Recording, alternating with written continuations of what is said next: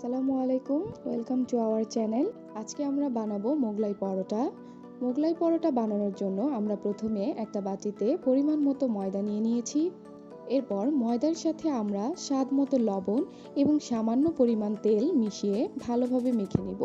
তারপর আস্তে আস্তে সামান্য পরিমাণ ঠান্ডা পানি দিয়ে আমরা পরোটা বানানোর জন্য উপযুক্ত একটি ডো তৈরি করে নিব।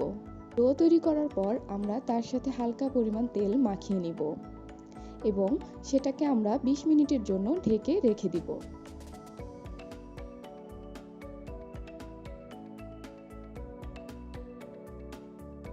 এখন আমরা পরিমাণ মতো পেঁয়াজ কুচি এবং কাঁচামরিচ কুচির সাথে স্বাদ মতো লবণ মাখিয়ে নিব এবং একটি ডিম ভালো মতো মাখিয়ে নিব।